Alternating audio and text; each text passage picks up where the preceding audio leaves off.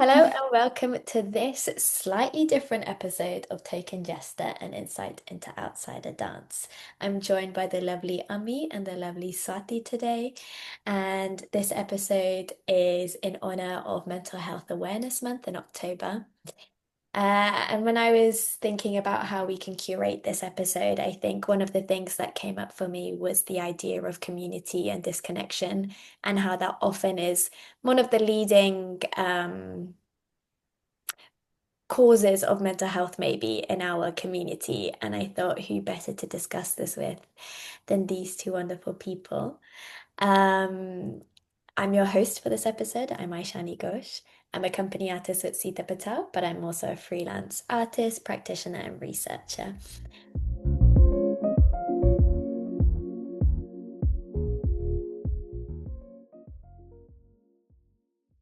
And without further ado, hi everyone, how are you?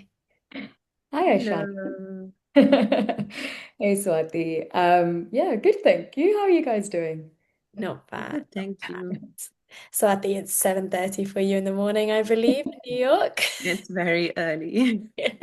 Thank you. Thank you. We really appreciate you being on the episode. So I think Thank the you. best way is Ami, do you want to start introducing yourself, and then Swati, you can introduce yourself as well. Mhm. For sure. Thank you, Shani, and thank you so much for having me here. It's always a pleasure to speak to you, and always a pleasure to see you, Swati, even though you're far away from us now. Mm. Great to be here. Great to be here chatting about this topic that I think is super close to all of us. I'm Ami Jayakrishnan. I'm a London-based performing artist, management consultant, and founder director of London Adavu, which is a not-for-profit learning and growth hub for Indian classical dancers in London.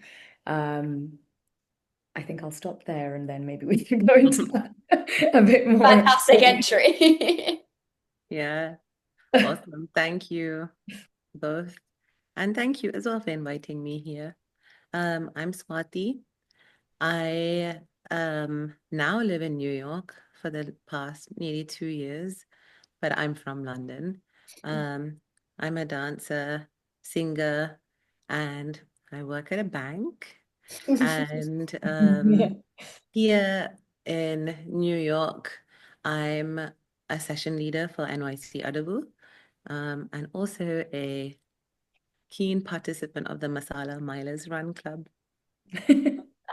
I love that. Such a good name. I Such a good know. name. It's great. I think the two main reasons I asked you people to be on this chat, in this conversation, is because I think you guys have both navigated the idea of community, when you've moved to London after you said your master's, Ami, and Swati moving to New York City, for work later in your life. I think navigating a community and creating a new community for yourself away from what you know as home, um, kind of mirrors the feeling that people have when they lose their community for X, Y reasons. And I think you guys have navigated that so beautifully that I would love to just have your guys' opinions, how you did it, and just open up that conversation with the both of you. Because like you said, I mean, we all navigate these feelings and they hit quite close to home sometimes. So yeah, I really appreciate you taking the time to be here. I think just to start off the conversation with a super easy question is how for you did you manage this disconnection, and then what led you to the stage that you're at now, which is so far beyond that, even if you still struggle with it? Mm, great Okay, I question. can start. Go. Um, so I think, you know, New York and London are actually not so far apart, both in distance, in time zones, but also in terms of kind of familiarity with each other.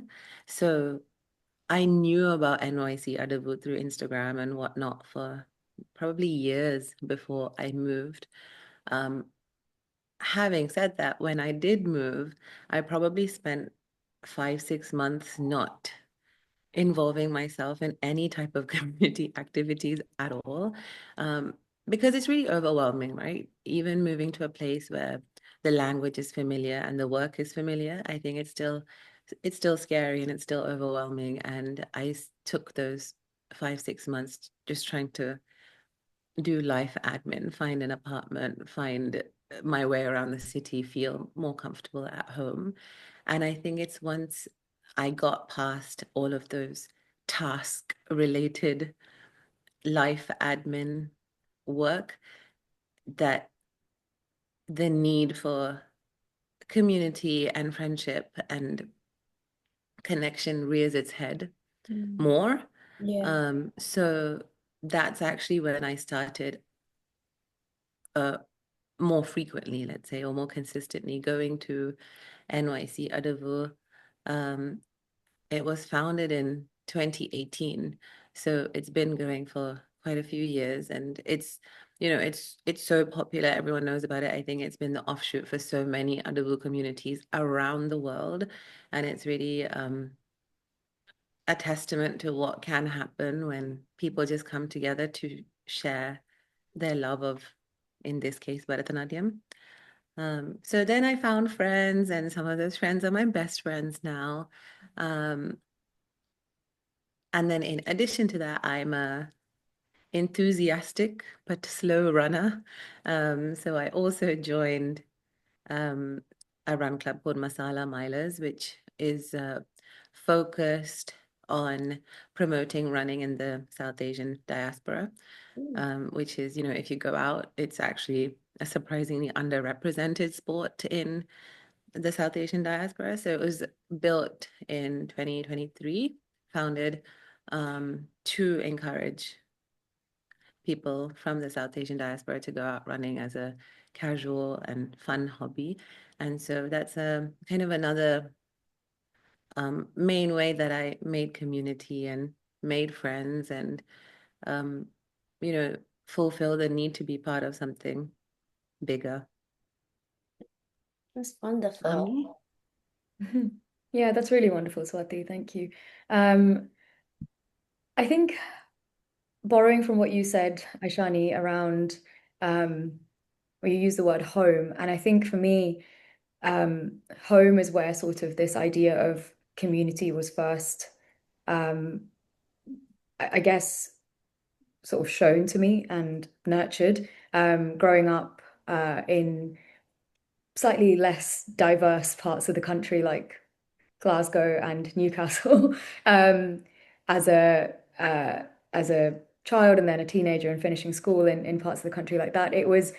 I saw my parents create a community, a beautiful community, with they're both doctors, so they had created a community of doctors as well as then friends of friends who were all connected around art and their love of art and promoting Mm. art. And they and for 4 or 5 years of my teenage life, I was heavily involved in this particular community called Shruti, which is still running up north, and kind of has spread into the Midlands as well, and has a huge number of sort of it's collected more and more and more people as it's grown across 20 odd years or whatever now. And it was this annual event that we all looked forward to as kids growing up in the community. And it was sort of like every weekend we'd have rehearsals and we'd come together. And I think for me, art and community just became this thing that always went hand in hand. And so then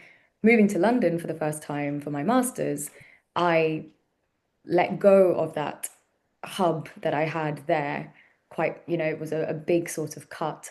At the same time, my parents actually moved back to India. So for me, there was this kind of, that was for me the biggest sort of disconnect that I felt. And my big, I think, motivation for moving to London was actually to find community, to find more people who I could be involved with when it came to South Asian art, and really immerse myself and finally be in the melting pot that I'd heard all my, growing up so far. London was this like absolute like archetype that I wanted to get to, and just be culturally immersed. And I felt the most alone, other than, my master's was wonderful, had, met some friends, but that was obviously very education oriented, and it was around that world. But when it came to the arts, I didn't really know where to go and what to do. And so and ended up for the first couple of years really doing a lot of Bollywood and commercial stuff, and because that seemed to be sort of where a lot of the buzz was happening, especially when you're at uni, I guess, that's you get naturally pulled into that world, and that was super fun. But obviously being a classical dancer, like I really wanted to find something within London, proper London, that and create a community that hopefully could make a space for classical dancers to be there and connect. And there's so many migrant dancers that come into the country, whether it's for dance or for work or for education. And it was just like, if I'm feeling this way, then there must be other people who are also feeling the exact same way. And so that's where I actually came across NYC out of it in late 2018. And I was like, what a great idea. They've taken something so simple and so like just in terms of execution operations, it's really, really simple. This idea of people just meeting up in a studio once a week with one person leading that session to create this group practice, come practice with me type model. And that was just, I think I instantly connected to that because I was like, okay, this is something simple. I want to talk to these guys. And I talked to the wonderful Gino, who I think one of Swati's close friends, and asked him about, how have you guys gone about this? How do I do this? And as expected, it was as simple as it sounded. And so it was just a case of, okay, I think when I held the first session in late 2019, September 2019, it was just to see how many people might actually turn up. And I didn't even know if this was going to become a weekly thing. The hope was there, or at least bi-weekly, but the hope was there, but it was just like, let's just do this once and see who turns up. And we had about 20, 21, 22 dancers all came together in that first session. And it was just wonderful, we were in central London, bang in zone one, dancing away, just doing other moves for 2 hours. And then lots of people people seeing people that they'd never met before. And just the buzz of that was genuinely quite addictive. And I was like, this can't just be a one session thing. We need to try and keep this going. And then the rest is history. 6 years on, here we are. So, and so much has happened. But yeah, so I think that was the motivation. And then I think always, always immensely grateful to NYC Audible for I think giving us that branch to cling on to. And then I think, as Swati said, so many other Audible communities have stemmed as a result of that and grown and blossomed across the world. And I think, yeah, sometimes that's it. You just need that little spark, and then it can grow. And that it really is the power of community, and it magnifies more than you know. And I think it's really wonderful. I think that's really beautiful because it's not even, yes, it's about people that migrate from different countries, but also in the UK, often people move cities for school and for uni. And what that does is that takes you away from your guru, which is how we know it. That's the only person that you dance with, and that's your connection to dance. And so I know I felt it when I moved to London. I was like, oh my God, how do I do Bharatanatyam? Like, where's the scope to do Bharatanatyam? And what am I beyond my guru? That I can then take back with my guru and further my development. It's not a separation of identity. So I think it's really amazing how it translates even on a micro level, and then it can expand out into the migrant level. But I think, Swati, you touched on something really important is that in these discussions, we're also talking about migration where we speak the same language. We often have similar cultures of a Western culture. Um, at these stages, job is often not a worry for us. And maybe we don't have as many familial responsibilities of like being caretakers. And I think when we talk about this conversation, I just also want to be aware that we're talking about a migration that is very different to a lot of people's migration, but is also very similar to a lot of people's migration. Um, and it's just about taking semblances from this conversation that works for people rather than being ignorant to our privilege and not privilege at the same time. So I think that was Sure, for sure. Yeah, that was a really nice way of putting it. And I actually Well wanted said. to echo, Ami mentioned, so many people move to these big cities, right? New York, London, Boston, Chicago, whatever, from other parts of the country that they're already in, and yet feel a sense of Mm. displacement, right? The US is huge, and moving from anywhere to anywhere feels, you know, difficult and challenging. And I think these spaces offer that sense of familiarity in a lot of ways. And, I, of course, there are people who are active, um, actively performing, practicing dancers who come to make sure that, at least once a week they're doing their fundamental audible practice. But there are also people who've lost touch with dance for 10, 15, 20 years, and they're kind of rediscovering it at the same time their kid is learning, or, they've decided, you know, I want to I want to remember how it feels to dance again, and build community this way. And I think it's really wonderful because it's such a non-hierarchical, non-judgmental environment that anyone can come. You do what you can, do what you want, and then make some friends along the way. I think it's just a really, really lovely um, atmosphere to have built, and it's not easy to build it. I mean, so hats off to Yeah. you. Because and maintaining that sense of non-hierarchy and non-judgmental space is not to be taken for granted. Yeah, thank you, Swati. And I think, yeah, and earlier what you said, Aishani, really, well said. Everyone's um exactly as you said, when we move within the UK from city to city, and we already have an understanding of the country and the way it's set up and all of this. And then when people are coming into the country for the first time, and the sort of, I can't even imagine like where their sort of disconnect even begins. So I think our discussion here is probably a fraction of that in terms of disconnect, really. But yes, and so it is really difficult sometimes Mm, to keep that connection. I think both for whoever's at the helm of maybe running the community, but also for those I think who are part of it. And I think that ebb and flow is I think I used to worry about it a lot in the early years of doing this, because it used to feel like, is it just that, because there would always be times when, we would have a lot of people very engaged and continuously coming to sessions and with London Audible, we've branched our model slightly away from, so we have our regular meetups, which are the Audible sessions where, one person leads and people can come along, and that is, as absolutely anybody is more than welcome to come along and take it at their own pace. And I love the come practice with me model. And but then we also offer masterclasses and workshops and mm. other things for people who might want to sort of advance their learning in slightly different ways as well. But there have been times when the engagement can ebb and flow.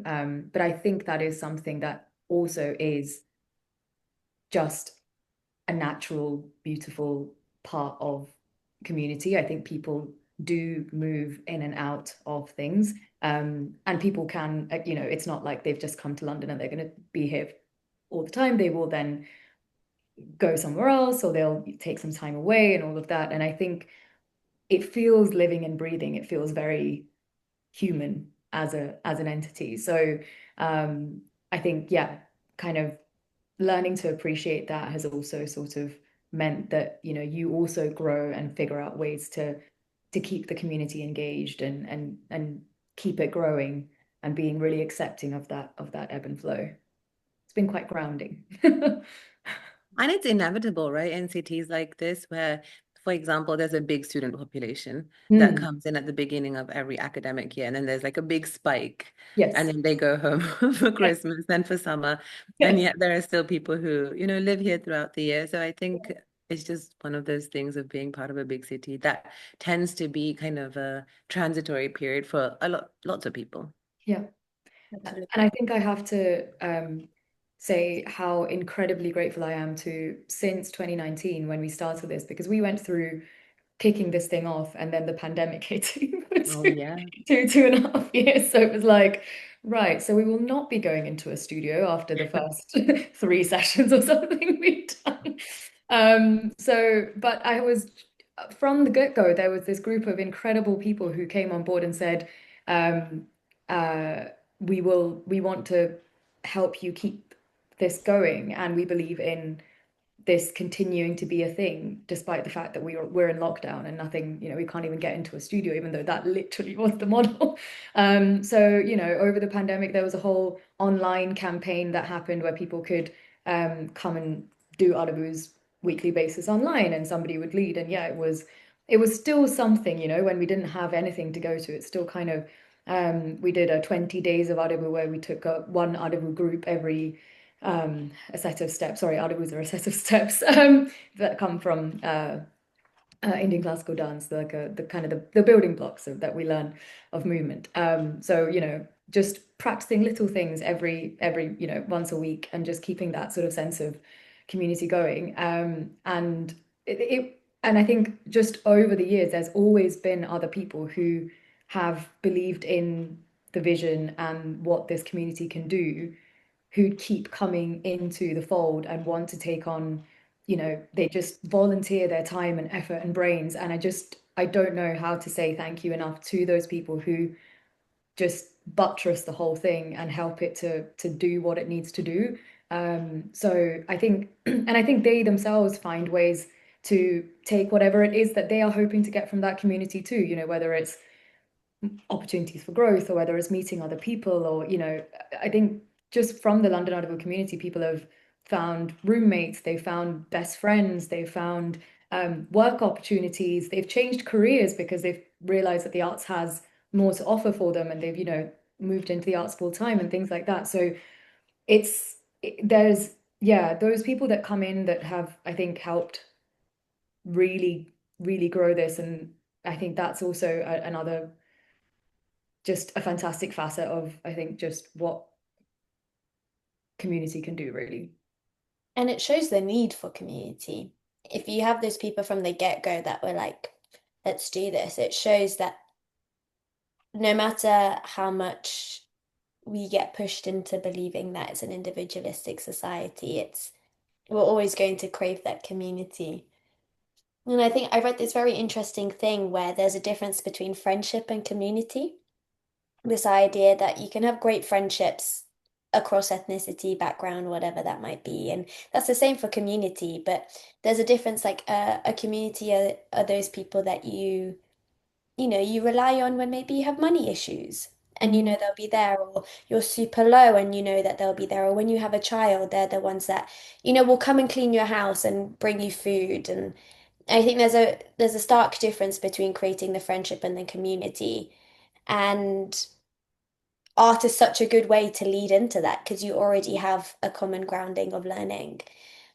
And before this call, Ami was saying something interesting about how if you find the confidence to, start the community or join the community, often it can lead you to another path, like your path, that might be right for you in that time in your life. And I think for me, what was the kind of mindset that helped you guys?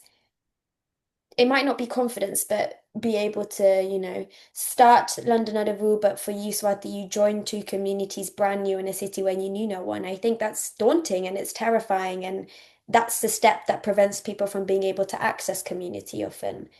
What was the kind of mindset that helped you guys? Um, if there's an answer, there might not be.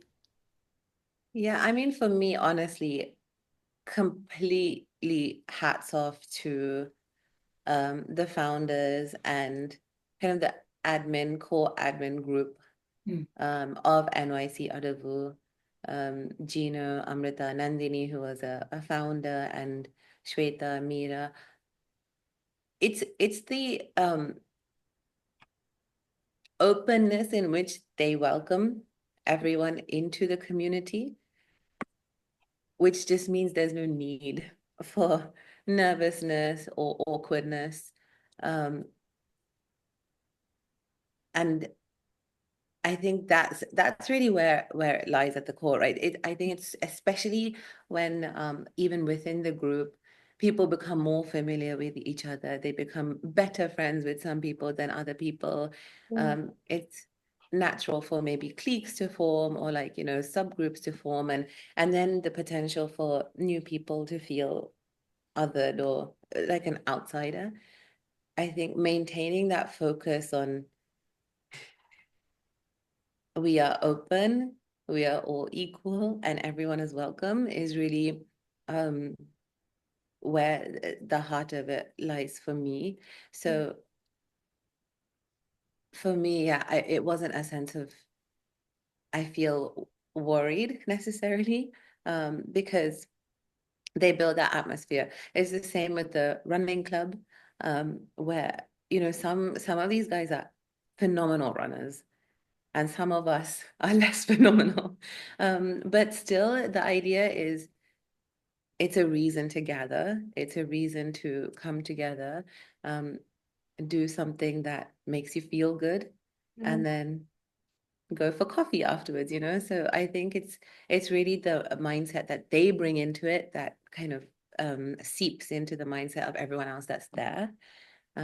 Yeah, so that's kind of I really, really admire them for that and admire them for keeping that consistency of being open and being available. It's beautiful. It's beautiful.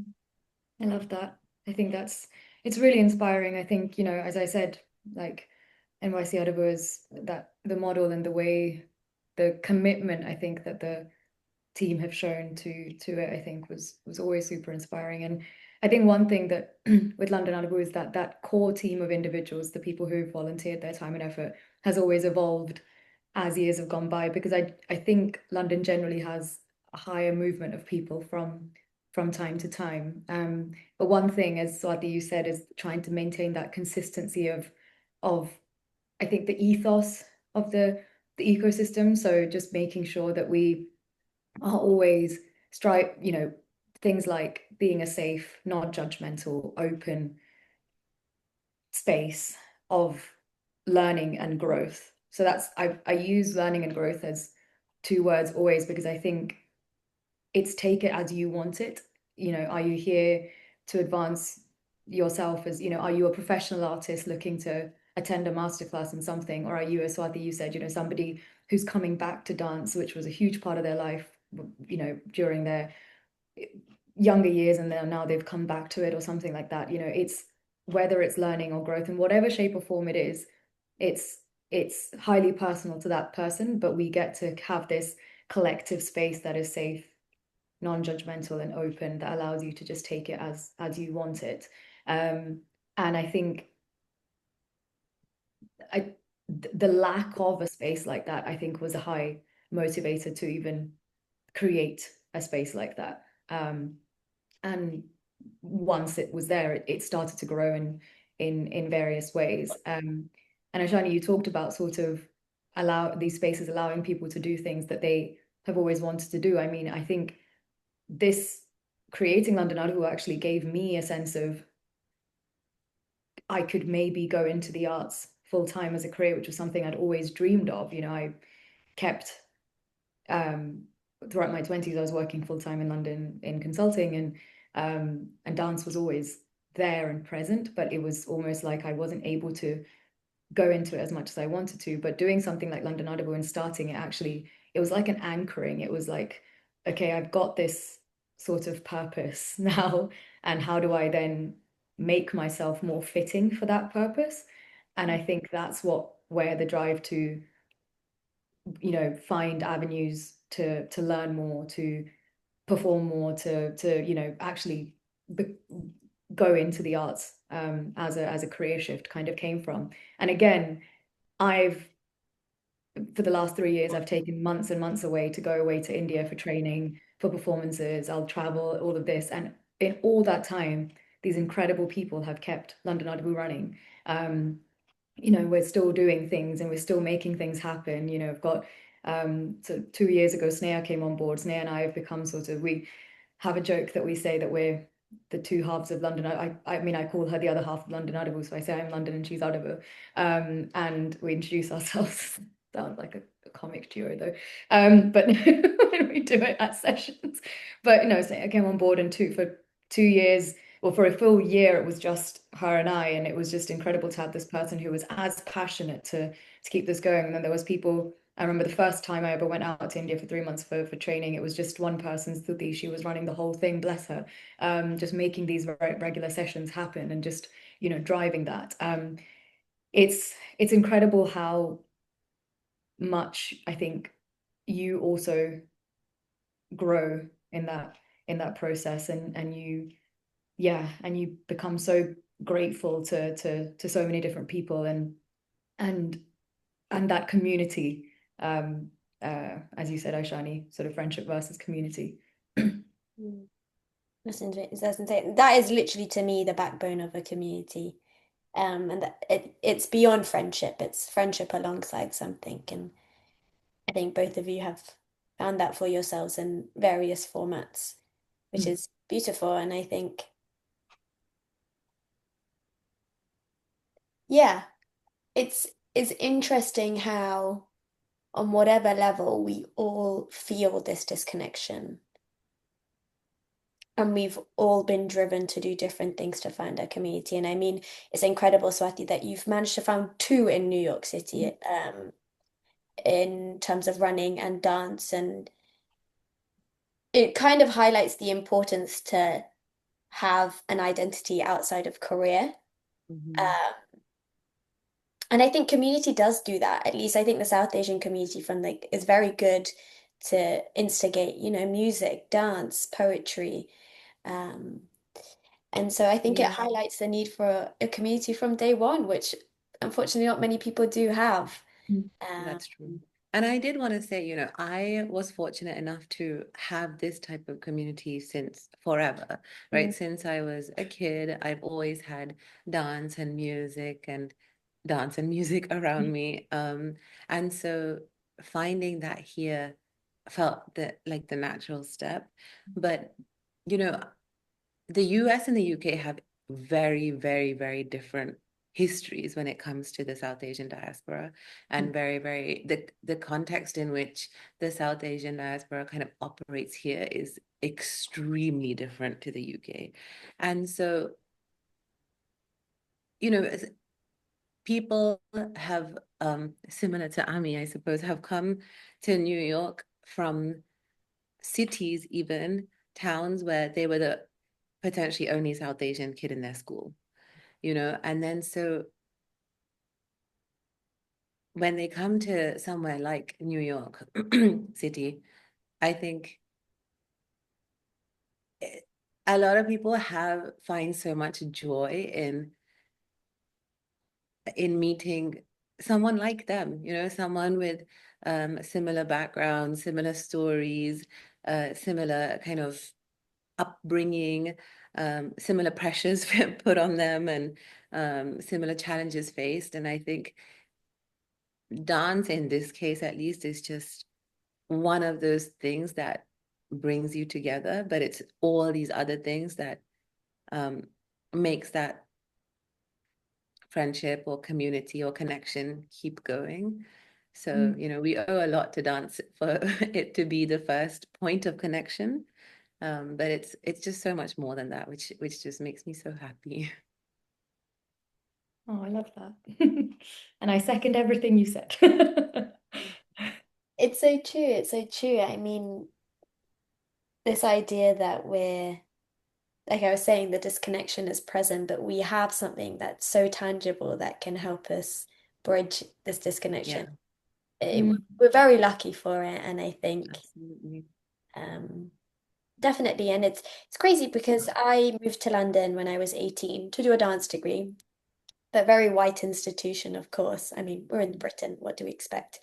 Um, and despite that, I still felt a disconnection. I was with people that danced every day, but there was a lack of cultural identity within the dance forms or knowledge of experience, shared experiences. I acknowledge my privilege in terms of I was coming from a loving family, and so there were different privileges that we were navigating. And I think it's also how dance brings community together, but also how I think there's something quite beautiful about how we bring community together in the South Asian diaspora, beyond dance and arts. That is also something to give kudos to.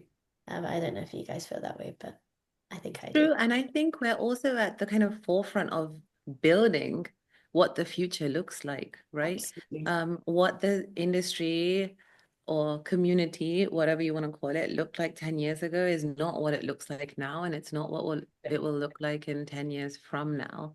Yeah. So for example, the UK, in the UK, there's like a very famous, well-known South Asian review platform, right? That uses a peer-to-peer review-based model for the review of South Asian arts. That doesn't exist in New York City, so we're building that. And I'm gonna say whilst, that, Swati, you should talk about line and verse. yeah, so we're building that, and I think again, the diaspora is much younger here in terms of its history and context, but the the kind the cross-pollination of ideas transatlantic is so helpful, I have to say.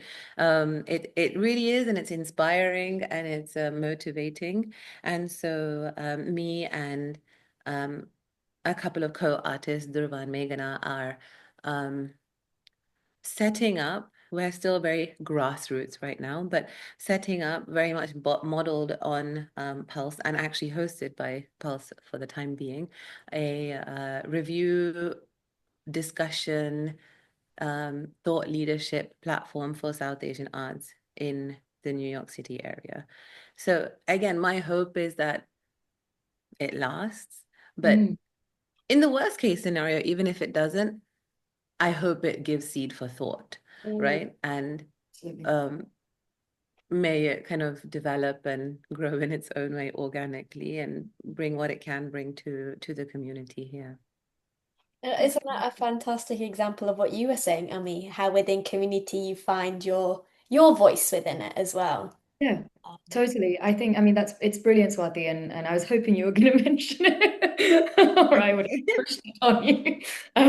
But it is brilliant. I think sometimes you've got to immerse yourself in that space, and then you find these people, and you have these conversations, and then one thing leads to another, and you find a gap, and you feel like, okay, I want to fill that gap, and it's just so wonderful to see, and I wish Line and Verse all the best. I think it's obviously extremely needed, and I think can't think of anybody better to be growing Oh, thank you. I it. mean, I think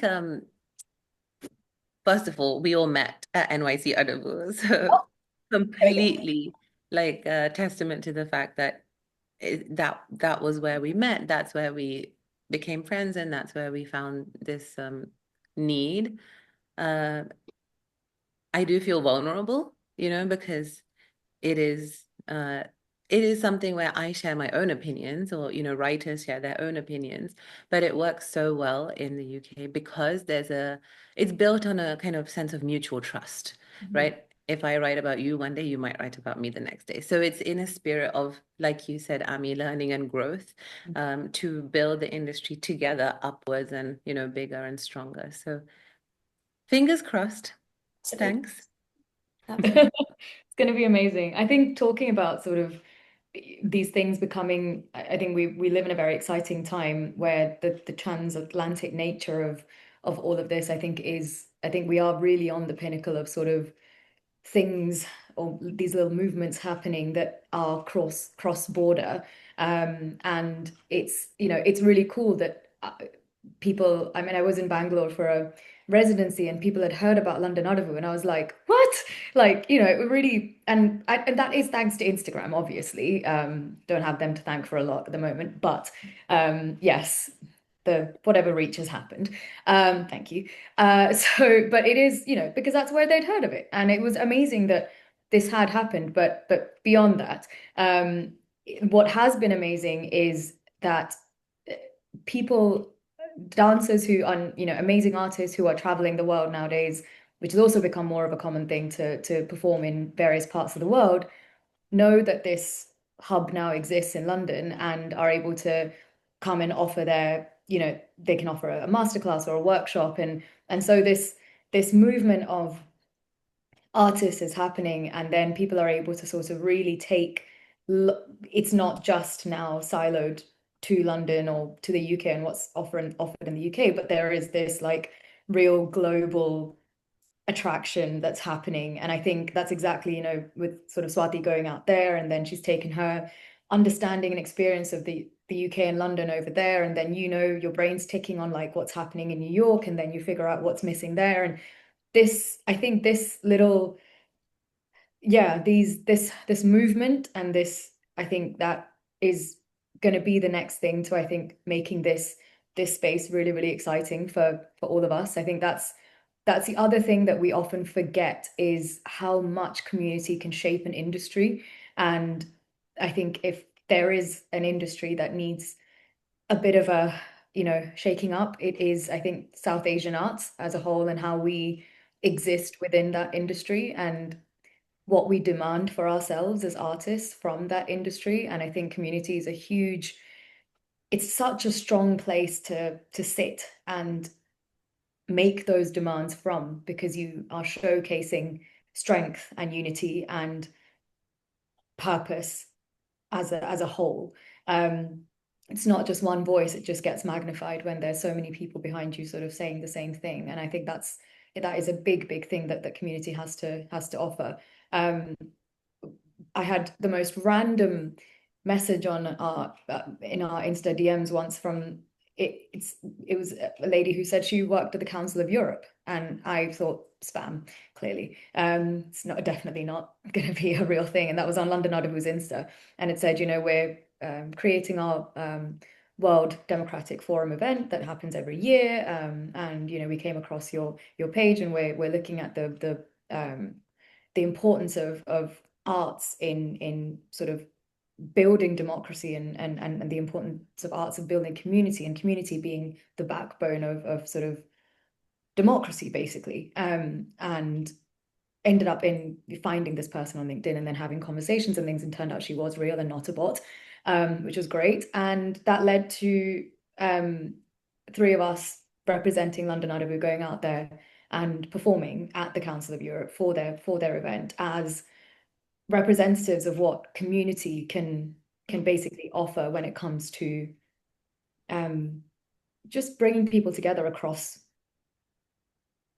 a huge amount of diversity and various other factors. And that is another thing that people often forget. And it's obvious that we're in this very exciting time of all of this sort of, it's all kind of, I feel like there's this pulse, this continuous, like, and we've just got to kind of grab onto it and make sure that we all really throw ourselves into it, because I think it is quite exciting that it is being seen, and the arts has a huge power to, I think, like, really, I think art powering community and community powering arts. I think this sort of two-way system, I think, is really, really exciting. I think it's really beautifully put. And I think it goes to show that my God, Aishani, that this disconnection can really be a superpower if we really hone it for how we need it to work for us, and how community can be your voice as well, and you can stand on them. And the importance of community, I think sometimes we lose that. Yeah, and I think that was a fantastic way to draw this to a conclusion, I think. Do you guys have anything that you want to end with? Maybe a few, I don't know, like a hopeful word, or a just do it, something like that, to just conclude it on your words rather than me speaking.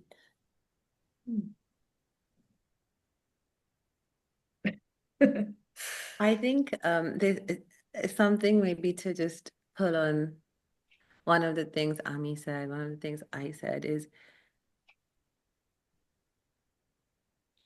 it always takes like that one person to take a little bit of risk to put their neck out on the chopping block to then find actually maybe that chopping block is a pillow and to build something from that, you know? So, and I'm in that place now, and it is incredibly nerve-wracking, and it's like, it is risky. It feels risky, but I hope we see more of these types of ideas coming forward, these types of idea exchanges happening, because I'm really excited to see what's going to happen in the next couple of decades.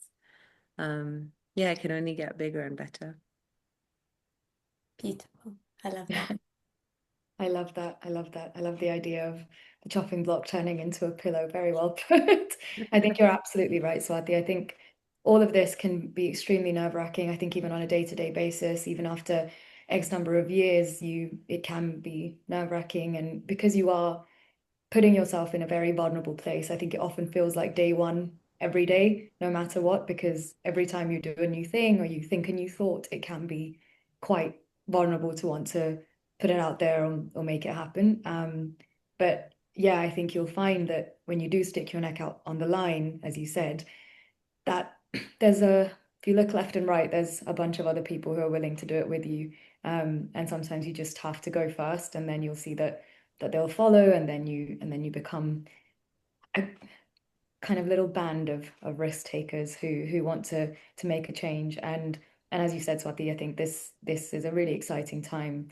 I think we owe it to ourselves and the current state of things to take some of these risks and try and make an impact in a positive way. And I think there's nowhere better to start than our own communities. And it's always going to be, I had a very wise friend say to me, you know, we're not always going to be able to match the urgency of the things happening around the world with, you know, where we want to take action. But we can start to take action with the world around us and what we've got to offer there. And I think that's really what, you know, we're all just trying to do. And we hope that you know, makes things a little bit better and for the next person that comes along.